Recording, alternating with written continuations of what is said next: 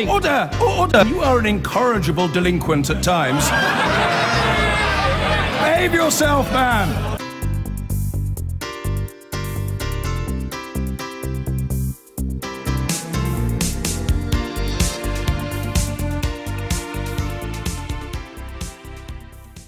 Now, if you believe the polls, the SNP's absolute dominance in Scottish politics might be about to come to an end, with the Conservatives reaching into unexpected parts of the country. Now, one man whose seat might just be in line to turn blue is the SNP's Foreign Affairs spokesman, Alex Salmond, and he joins us now from his home in Aberdeenshire. Hello, thank you very much for being on the programme with us this morning. Great to be here, Sophie. Now, last month you said that this election was about independence and that people would be voting to support the right of Parliament to decide on the holding of a Scottish referendum. Now, Nicola Sturgeon seems to say that it's not about independence. So have you changed your mind, or do you stand by what you said? No, there's no difference between what Nicola Sturgeon says and I say. That's because I support Nicola Sturgeon. I mean, this election is about three things, Sophie. It's about providing the real opposition to Tory government that only the SNP have been providing and only the SNP can provide. It's about asserting Scotland's right to at least maintain our place within the single market so as we can protect 80,000 Scottish jobs otherwise would be lost. Whether you leave or remain, whether you're for independence or against it, that's an immediate priority in this election. And yes, it's about saying that Scotland's future, when the time is right, should be decided by the Scottish Parliament and the Scottish people, that Scotland's future should be in Scotland's hands. These are the three priorities that the SNP have in this election. Well, I can understand why you're not putting independence at the forefront there of your pitch during the election, because there hasn't been a single poll, has there, since the Scottish referendum that shows a majority support independence. Well, that's not true, Sophie. There's actually been 5 polls. But perhaps the most interesting poll in terms of what I've just been saying was a Survation poll conducted at the very early part of last month, which asked people in Scotland the simple question, who should decide on whether there should be an independence referendum? Should it be the Scottish Parliament and the Scottish people, or should it be Theresa May in Westminster? And the answer to that question was 60-40. 60% said that Scotland's future should be in Scotland's hands.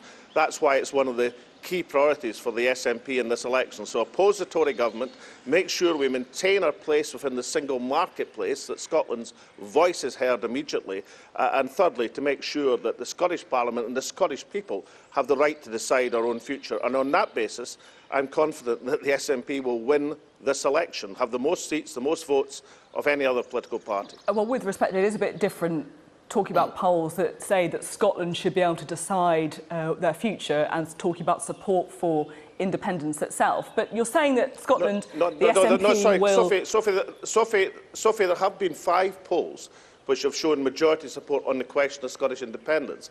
I was merely saying that given Theresa May's attitude of, what was it, now is not the time. Of course, it was the time for a general election, but now is not the time for a referendum. It's interesting that whatever their views on the independence question, people in Scotland, by a substantial majority, support the idea that these things now should be decided by the Scottish Parliament and the Scottish people, not by Theresa May in London. Now, you say that you're confident the SNP will be the biggest party after this election, but if the Conservatives do make up ground, as the poll suggests that they may be, do you think that is suggesting a surge in support for unionism, or do you think there's something else that will be an explanation for that? Well, if you look at the local elections, the SNP support was absolutely solid. What happened was there was a transfer of support from the Labour Party to the Conservative Party. If you take the big Ashcroft survey published on Friday, and in the papers this morning, it says the SNP could get between 45 and 48 seats in Scotland, depending on turnout. Now, that was surveyed at the end of last month. And I think we can do better than that, because as the election focuses on these 3 issues of providing the real opposition to Tory government, of making sure we maintain our place within the single marketplace, and of having Scotland's future in Scotland's hands, I think lots of people in Scotland are going to rally to that banner. At the same time, you were about 10% down in the polls, roughly, compared to the last general election. Do you think that's partly because of the domestic record of the SNP? I mean, we've had some figures coming out this week showing less than half of 13 and 14-year-olds in Scotland are performing well in writing. I mean, you are failing Scotland's children, aren't you, with those literacy standards? Well, firstly, Sophie, it's 10 years almost exactly since the SNP came to government. We won that historic election in 2007 on 32% of the vote.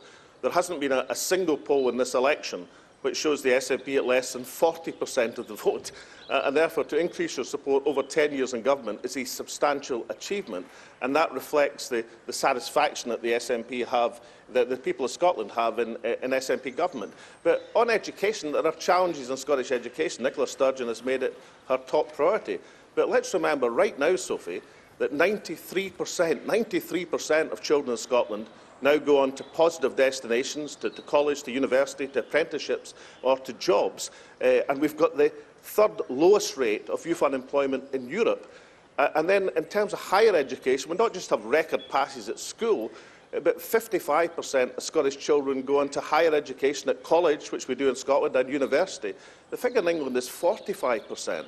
So these are not signs of an education system that's failing. On the contrary, these are signs of success. But Nicola Sturgeon has made it a top priority to address the challenges that are in Scottish education, which is why she's put £120 extra million into the hands of head teachers at a time when we know in England the debate is how much school budgets are falling in many parts of the country. But you, as you say, you've been in power for 10 years now, and I just do want to talk about that record on literacy, because it is shocking. Less than half of 13 and 14-year-olds performing well. And also, if you look at other stats, the number of 8-year-olds performing well in reading dropping as well. I mean, do you feel a sense of shame? Do you feel worried about this? No. Well, Sophy, can I just correct you? The survey you're talking about measures people at secondary school in the second year compared to the performance they must attain in the third year. Actually, when they get to third year, the performance is over 80% of people performing well. And yes, of course, it's an important survey, and that's why Nicola Sturgeon is addressing the challenge in terms of the attainment fund. But let's not dismiss the fact that you should judge an education system by its outcomes. And if you have, as we have right now in Scotland, a record 93% of children going on to positive destinations and the third lowest youth unemployment rate in Europe, then something is going very well in Scottish education, and perhaps occasionally the network media might acknowledge that. It's not just schools, though, is it? The NHS targets are also being missed in Scotland. Poverty is on the rise. The police are facing a black hole. I mean, if this is a flavour of an independent Scotland, you can see why a lot of people in Scotland are a bit concerned about the reality of it, can't you? Well, let me correct you, Sophie. The NHS in Scotland, again, has challenges as any public service does, but it's easily the best performing National Health Service across these islands, across the UK. I mean, 10% better, for example, in accident and emergency figures. I mean, we saw this week the Labour Party pledging to abide by the nurses' pay review. We've done that in Scotland, which is why a Band 5 nurse gets paid £300 more in Scotland than the same nurse in England. That's why our junior doctors haven't been on strike in Scotland, because we have a better performing National Health Service, despite the many challenges that exist. But the National Health Service in Scotland, by any measurement, is the best performing in the UK. And perhaps that's because we spend 7% more per head on our health service than you do in England. So if we're judging on performance, and remember, with great respect, we're not going to be judged in terms of network media. I mean, the people of Scotland have returned the SNP twice into government after our initial win in 2007. So, Sophie, we must be doing something right to get returned twice more into government. You're supremely confident, of course, about the SNP's prospects in the election, perhaps unsurprisingly. But the Conservatives and Ruth Davidson have said that they are specifically targeting your seat. In Gordon, in the local elections, the Conservatives actually beat the SNP into second place. So are you starting to feel a few butterflies in your stomach? Are you nervous at all about your own prospects in the election? Well, not in terms of councillors, Sophie. We won more councillors in the seat of Gordon than the Conservative Party did. But listen, I'm quite pleased, actually, for two reasons that Ruth Davidson has made this vainglorious boast about sweeping the country and winning Gordon. It means, firstly, folk in the north east of Scotland don't like that sort of thing. They like people talking after the match, not before the match. But secondly, of course, the Tories have said they're going to unseat me at the previous 9 elections and have failed 9 times. And as they concentrate their resources in Scotland, in Gordon, it will allow SNP candidates to win across the rest of the country. So, in some famous words that were once used to me by another opposition leader, let me say to Ruth Davidson, bring it on. Bring it on. Do you think that the Conservatives are now your main threat in Scotland rather than Labour? Well, the Labour Party have been leaking votes, but remember, despite this talk about this big Tory revival, in many areas of Scotland, the Conservative Party are simply not competitive. And I'm not making any boasts about the SNP winning every seat, but what I can say, and what is true, is that in all 59 Scottish seats, the SNP are competitive, that we are trying to win in each of the seats of Scotland. That doesn't mean we'll win them all, of course, but it means that at least we're competitive.